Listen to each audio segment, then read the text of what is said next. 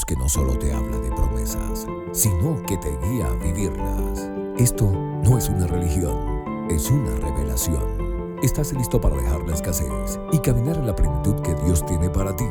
Únete a esta comunidad de fe. Cada gota de sangre de Jesús te dice: yo te amo. Y si tú has sido lavado por la sangre del Cordero y estás bajo la autoridad de la sangre del Cordero, cada gota de la sangre de Cristo que está en ti está ahí para decirle a un mundo: yo te amo. Búscanos en YouTube como Vida Abundante y permite que la palabra se haga viva en ti. Suscríbete, activa las notificaciones y sé parte de la vida abundante que Jesús tiene para ti. Bendito el nombre del Señor. Este es el día que hizo el Señor, nos gozaremos y alegraremos en Él.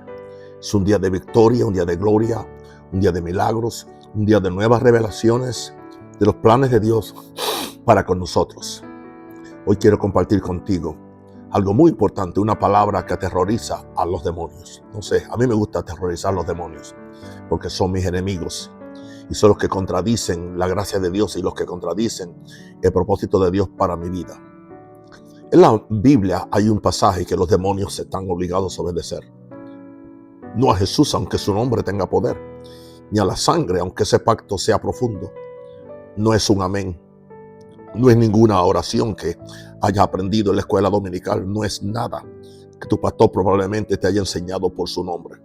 Una sola palabra, un término legal proveniente de un tribunal que existía antes de la creación del mundo y pronunciado con entendimiento y autoridad. Con el respaldo de lo que se obtuvo en la cruz, el reino demoníaco no tiene otra opción. No pueden quedarse. La ley divina exige que se vayan. Esto es lo que la mayoría de la gente no entiende. La batalla en la que te encuentras ahora no es principalmente una guerra espiritual, es una guerra legal. Y la mayoría de los creyentes están perdiendo no por falta de fe ni de sinceridad, sino porque desconocen los términos del veredicto que ya se dictó a su favor.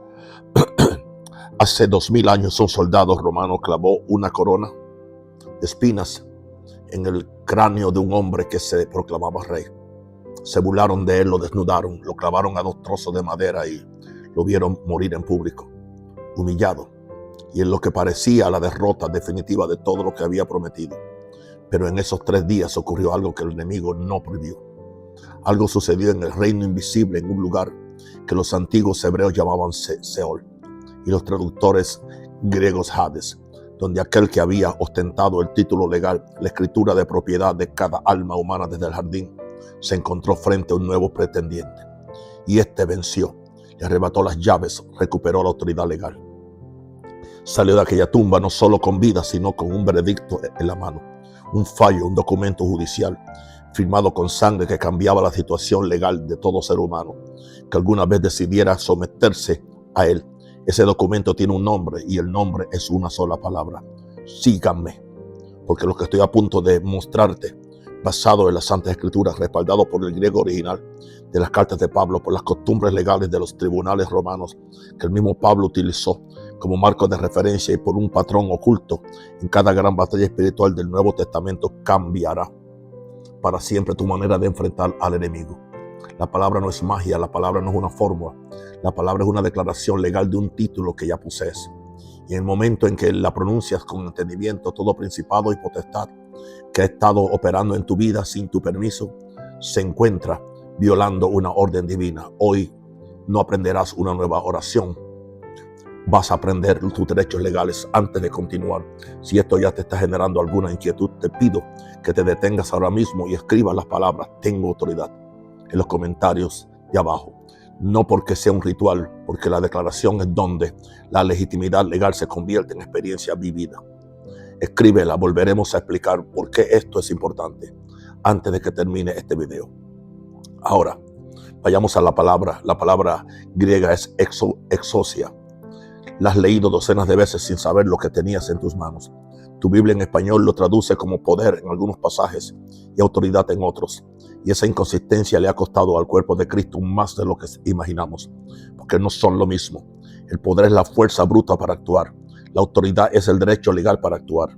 Y lo que Jesús te dio en la resurrección no fue solo fuerza bruta, es un título legal. En Lucas, Jesús miró a sus discípulos y pronunció palabras que deberían haber puesto fin a toda derrota espiritual en la iglesia para siempre. Dijo: he aquí os doy potestad de pisotear serpientes y escorpiones y sobre toda fuerza del enemigo, y nada os dañará. Esa palabra se traduce como poder en la primera parte de ese versículo. Lo que Él te dio es exousia, autoridad, jurisdicción legal, el derecho a actuar en un dominio determinado, y el poder del enemigo en la segunda parte de ese mismo versículo. Aquello que tu autoridad anula es una palabra griega completamente distinta. Esa es dunamis, fuerza bruta, fuerza de energía. Entiende lo que Jesús dijo, que te dio el derecho legal de vencer la fuerza brutal del enemigo. No se combate el poder con poder, se puede anular la fuerza con fundamento legal. Eso es un tipo de guerra completamente distinto. E.W. Kenyon comprendió esa distinción con mayor claridad que casi cualquier otro miembro de la iglesia moderna. Escribió: el creyente que conoce su situación legal es como un soldado que sostiene un arma cargada, pero ignora que el seguro ya está quitado. El poder está ahí, la autoridad está ahí, pero permanecen congelados, esperando un permiso que se concedió hace 2000 años. Esa es la situación de gran parte de la iglesia hoy en día, congelado, esperando un permiso que ya ha sido otorgado. Ahora quiero que comprendas de dónde proviene esta autoridad, porque la exousia no es una fuerza que se genere mediante la oración, no es una recompensa por la santidad, no es algo que se gane ayunando lo suficiente o creyendo con suficiente fervor. Es heredable, se transmite, fluye a través de un linaje real, legal, que se estableció en la cruz y se selló en la resurrección. Pablo lo deja inequívocamente claro en Efesios 1, 19 al 21. Él ora para que conozcas, no sientas, no experimentes, sino que conozcas cuál es la incomparable grandeza de su poder para con nosotros, los que creemos, conforme a las fuerzas de su poder, la cual operó en Cristo, resucitándole de los muertos y sentándole a su diestra en lugares celestiales, muy por encima de todo principado, poder, autoridad y señorío, y de todo nombre que se nombra, no solamente en este mundo, sino también en el venidero, muy por encima, no ligeramente por encima, no discutiblemente por encima, sino muy por encima de todo principado, toda potestad, todo rango demoníaco, todo nombre que el enemigo haya tenido o tenga. Y luego está la parte que debería cambiarlo todo para ti. Pablo no se detiene ahí. En Efesios 2:6 continúa diciendo que Dios nos resucitó juntamente con Él y nos hizo sentar en los lugares celestiales con Cristo Jesús. Juntos, ustedes comparten la misma posición privilegiada que Cristo ocupa por encima de todo principado y potestad. Ahora mismo, no cuando mueran, no cuando alcancen la madurez espiritual suficiente para merecerla. Ahora mismo, en este preciso instante, tu posición legal en el Espíritu está por encima de toda fuerza que se haya dirigido contra tu vida. El problema no es tu postura, el problema es que no la has estado haciendo valer. Piénsalo de esta manera. Imagina un juez recién nombrado que recibe una orden judicial firmada, un fallo del Tribunal Supremo del país que declara que un delincuente debe desalojar el inmueble de inmediato. El fallo es válido, la autoridad que lo respalda es incuestionable, pero el juez se acerca a la puerta, llama cortésmente y dice: me preguntaba si consideraría marcharse. El criminal se ríe, no porque el fallo sea inválido, sino porque el juez no actúa como quien dicta sentencia, sino como un creyente que ora tímidamente contra la oposición demoníaca. El veredicto es real, la autoridad es real, pero la declaración que la respalda está ausente. E.W. Kenyon lo dijo claramente: el enemigo no tiembla ante tu sinceridad, tiembla ante tu conocimiento, tiembla ante un hombre que sabe lo que la palabra dice de él. Ahora profundicemos, porque este marco legal que Pablo establece en sus cartas no fue inventado por él. Lo tomó prestado deliberadamente del sistema legal romano, que era el marco legal más preciso y vinculante que el mundo antiguo había producido. Uno de los instrumentos jurídicos más poderosos del derecho romano era el diploma. Se trataba de un documento a menudo grabado en 2 tablillas de bronce unidas, que confería a una persona un conjunto específico de derechos legales que ninguna autoridad local podía anular. Los soldados romanos que completaban sus servicios recibían un diploma de ciudadanía. Esto significaba que en cualquier lugar del imperio, independientemente de las leyes locales o de lo que los magistrados locales quisieran hacer con ellos podían presentar ese documento e invocar derechos que el propio imperio estaba obligado a respetar. Pablo era ciudadano romano, sabía exactamente lo que era un diploma. Y cuando escribió a la iglesia a las iglesias acerca de la situación jurídica del creyente en Cristo, lo hizo teniendo muy presente ese marco. La cruz era la firma del diploma, la resurrección, su ratificación y el nombre que llevas como nueva creación en Cristo, coheredero con Cristo, como escribe Pablo en Romanos 8:17. Es el documento en sí, pero hay una palabra específica que lo activa, que lo invoca en presencia del enemigo. Eso significa, en el lenguaje jurídico del tribunal celestial, que sé quién soy, sé lo que se ha comprado y estoy haciendo cumplir el veredicto. Esa palabra es justicia. Esa palabra es justicia, no conducta justa, no desempeño moral, no la justicia que se logra mediante la disciplina. La palabra griega dikaion, sine, el estatus legal de aquel que ha sido declarado inocente, totalmente absuelto y dado el estatus de aquel que estuvo en su lugar. En 2 Corintios 5:21, Pablo escribe: al que no conoció pecado por nosotros, lo hizo pecado para que nosotros fuésemos hechos justicia de Dios en Cristo. No para que te sientas justo, ni para que llegues a ser justo por tus propios esfuerzos, ni para que seas justificado constitucionalmente, legalmente. En los libros del cielo eres la justicia de Dios en Cristo. Esta es la palabra que el enemigo teme. Subrayo una vez más: en los libros del cielo eres la justicia de Dios en Cristo. Esta es la palabra que el enemigo teme. No porque sea un conjuro espiritual, sino porque cuando lo pronuncias con entendimiento, cuando declaras yo soy la justicia de Dios en Cristo Jesús, estás invocando un veredicto legal que despoja al enemigo de toda falsa pretensión legal que haya intentado mantener sobre tu vida. Porque esto es lo que la mayoría de los creyentes desconocen acerca de cómo opera el enemigo. No te ataca principalmente con poder, te ataca con acusaciones. Apocalipsis 12:10 lo llama el acusador de los hermanos, que los acusaba ante nuestro Dios día y noche. El arma principal del enemigo es un alegato legal. Se presenta ante el trono y formula acusaciones.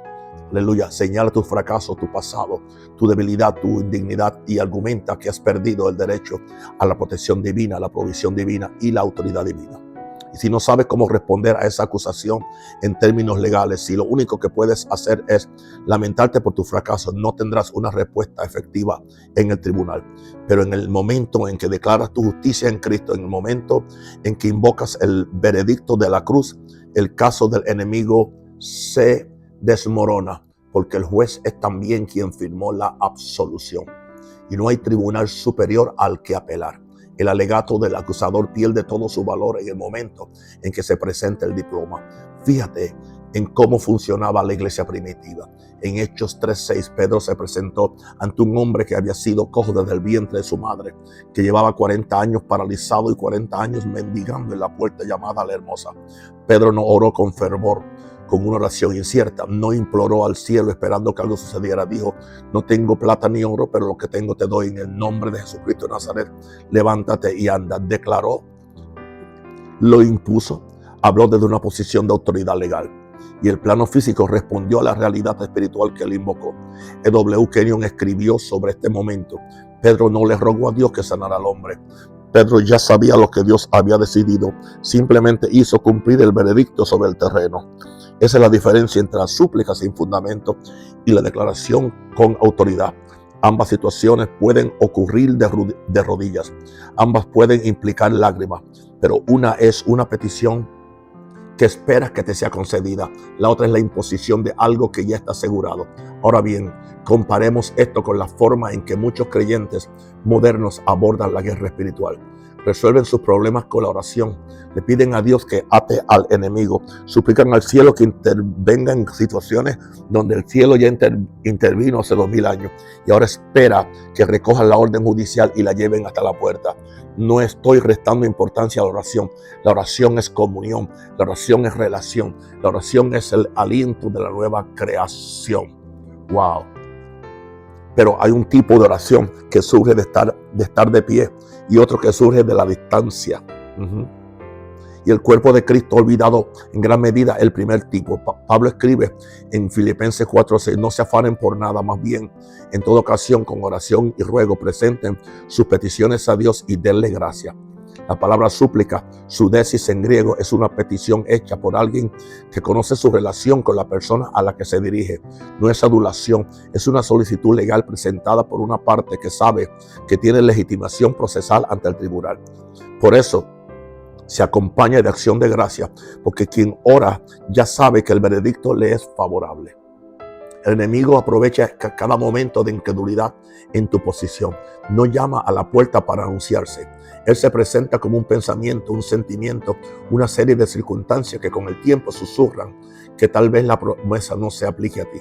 Tal vez te hayas descalificado a ti mismo. Tal vez lo que dice la Biblia sea cierto en general, pero no específicamente para tu caso. Y ese susurro, si no lo reconoces como una estrategia legal, irá minando poco a poco la autoridad de tus declaraciones. No porque cambie tu posición, sino porque dejas de hacerla valer. Por eso Pablo no solo te dice que creas en Efesios 6, te dice que estés firme y luego que te mantengas firme y después de haberlo hecho todo, que te mantengas firme. La palabra griega, histemi, significa mantener tu posición legal, no ceder el terreno que te fue asignado legalmente, negarte a desalojar las instalaciones a una entidad que el enemigo no tiene derecho legal a ocuparlas. No eres tú quien debe retroceder. El enemigo retrocede cuando conoce tus derechos. Así que permíteme darte algo concreto, porque conocimiento sin práctica es teología sin vida. Muchos creyentes dicen ante la oposición espiritual: me siento abrumado, no sé si podré seguir adelante, soy tan débil, he vuelto a fracasar. Dios, por favor, ayúdame. Cada una de esas frases pronunciadas como una confesión de identidad es una invitación no a Dios, sino al mismo acusador, porque éste construye su defensa legal precisamente a partir de esas admisiones. Kenyon escribió: en el momento en que confiesas tu debilidad como tu identidad, le entregas al enemigo el documento que necesita para ocupar tu territorio. En cambio, aquí está lo que la palabra de Dios dice que eres y lo que puedes declarar ante toda acusación, todo sentimiento de derrota, toda circunstancia que parezca indicar lo contrario. En lugar de decir soy tan débil, declara, como dice la Biblia en 2 Corintios 1:2. Aleluya. Wow. No, en 2 Corintios 12:10, que cuando soy débil, entonces soy fuerte, porque su poder se perfecciona en mi debilidad. Soy fuerte en el Señor y en el poder de su fuerza. Como dice en Efesios, en lugar de decir me siento condenado, declara: por lo tanto ahora no hay condenación para los que están en Cristo Jesús. Estoy en Cristo, el veredicto ha sido emitido, la condena carece de validez legal.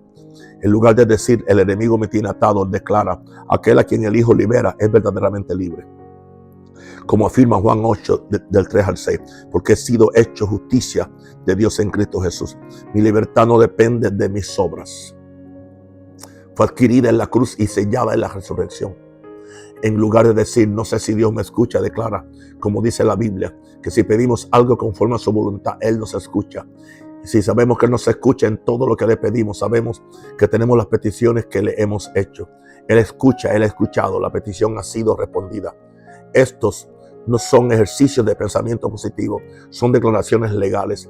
Es como si tomaras la orden judicial, el diploma firmado con la sangre del Hijo de Dios, y lo presentaras en el tribunal espiritual como prueba de tu posición. El enemigo no puede discutir con la sangre, no puede revocar el veredicto de la resurrección. Solo puede ganar si ignoras lo que se decidió. Y ahora ya lo sabes. Hay un pasaje en el libro de Job, en Job 1 y 2, que la mayoría de los creyentes interpretan como una historia de sufrimiento. Pero si lo lees desde la perspectiva del tribunal celestial, verás algo diferente. Se ve al acusador compareciendo ante el trono con un escrito legal. Se le ve formulando alegaciones específicas sobre los motivos de Job, su posición y su rectitud. Se ve a un adversario legal presentando cargos contra un ser humano ante los tribunales de Dios. Y lo que protege a Job, lo que en última instancia refuta todas las acusaciones, no es su actuación durante el juicio, es la postura que mantuvo antes de que comenzara el juicio. Es la declaración en Job 19, 25 y 26, donde incluso en lo más profundo de su sufrimiento, Job pronuncia una de las afirmaciones más legalmente precisas de toda la Biblia. Yo sé que mi Redentor vive y al fin se levantará sobre el polvo. Y aunque después de que mis gusanos destruyan este cuerpo, en mi carne veré a Dios. Lo sé, no lo espero, no lo ruego, lo sé. Ese es el lenguaje jurídico. Ese es un hombre que entiende que su posición no depende de sus circunstancias, sino de su Redentor, y el Redentor vive. Tú no eres Job. Tu posición es incluso más elevada que la suya, porque lo que Job declaró por fe, un Redentor que vendría, lo posees como una realidad presente. Tu Redentor ya se ha levantado, ya ha vencido, ya ha devuelto las llaves y ya te has sentado con él por encima de toda fuerza que alguna vez haya presentado una acusación contra tu nombre. Ahora, antes de terminar, quiero volver a la palabra misma, porque les dije al principio que hay una palabra que deja a los demonios sin poder legal, y les he mostrado que esa palabra es justicia. La condición legal de quien ha sido completamente absuelto y tiene la misma posición que Cristo ante el Padre. Pero quiero que entiendan cómo usarla, no como una fórmula, sino como un estilo de vida. La declaración de tu justicia no es algo que haces una vez en una crisis y luego olvidas. La iglesia primitiva vivía dentro de ella constantemente. Pablo escribe en Romanos 5:17 que aquellos que reciben la abundancia de la gracia y del don de la justicia reinarán en vida por Jesucristo. Reinar, tiempo presente, activo, continuo, no eventualmente, ahora. Controlar la vida significa que la posición legal que posees no está inactiva, es algo activo. Se expresa en cómo hablas de ti mismo, en cómo respondes a las acusaciones, cómo te acercas al trono en oración, cómo enfrentas al enemigo en la batalla espiritual. Cada vez que abres la boca y declaras que Dios dice que eres justo, libre, amado, que estás sentado en lugares celestiales más que vencedor, estás presentando tus credenciales legales en el Espíritu. Imagínalo como un hombre que acaba de heredar una vasta propiedad que se extiende más allá de donde alcanza la vista. La escritura es suya, fue firmada por su Padre, lleva el sello del Tribunal Supremo. Pero si nunca recorre los límites de la propiedad, si nunca coloca el título en la entrada, si nunca responde cuando los ocupantes ilegales se instalen, asumirán que no sabe lo que posee y se quedarán.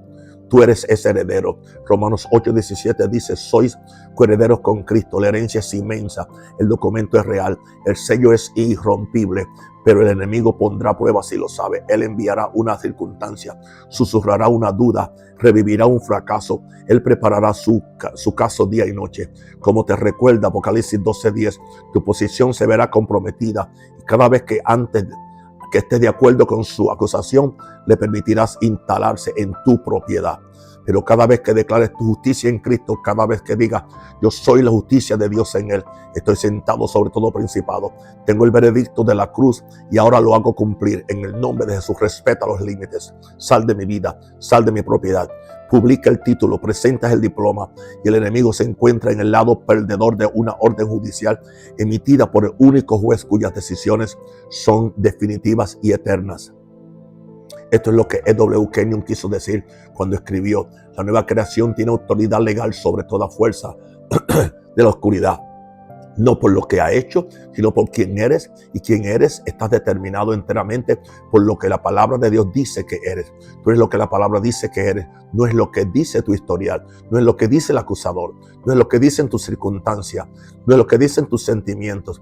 La palabra de Dios viva en tu espíritu, te declara justo, y esa declaración pronunciada en voz alta frente al enemigo es la palabra que lo despoja de toda falsa acusación legal que haya hecho contra tu vida. Si has estado viendo este video y algo ha cambiado en tu comprensión, si por primera vez empiezas a ver que tu batalla es legal, no solo espiritual, quiero que hagas algo ahora mismo. Escribe la palabra justo en los comentarios, no como un ritual, sino como una declaración. Que sea la primera vez que tus dedos escriban lo que el cielo ya ha escrito sobre tu vida. Y si esto te ha ayudado, compártelo con alguien que está librando una batalla en este momento. Alguien que esté luchando y aún no sepa que ya posee el documento ganador. Compartirlo podría cambiarlo todo. Para alguien que está a una revelación de experimentar la autoridad que siempre le perteneció. Y recuerda lo que Cristo dijo: he aquí os doy potestad para hollar serpientes y escorpiones y sobre toda fuerza del enemigo, y nada nos dañará. ¿Por qué puedes hacer eso? Porque tú eres la justicia de Dios en Cristo. Tú eres nueva creación, tú eres hijo de Dios, eres hermano menor de Jesucristo, eres contenedor de la gracia de Dios. Aleluya. Y sobre todo está sentado con Cristo, aleluya, en lugares celestiales, sobre todo principado, autoridad, poder, señorío, y sobre todo nombre que se nombra no solo en este siglo, sino también en el venidero. Y puedes gritar al norte, al sur, al este y al oeste: yo soy nueva creación, las cosas viejas pasaron, soy la justicia de Dios en Cristo, para mí no hay más condenación, soy más que vencedor por la sangre de Jesús. Mi querido amigo y hermano y hermana, mis queridos hijos espirituales, los bendigo en el nombre de Cristo y deseo que tengan un día maravilloso para la gloria de Dios y caminen en lo que Dios ha dicho que ustedes son, no en lo que sienten, no en lo que perciben, sino en la revelación de la palabra de Dios. Les amo con todo mi corazón, en el nombre del Padre, del Hijo y del Espíritu Santo. Amén, amén y amén.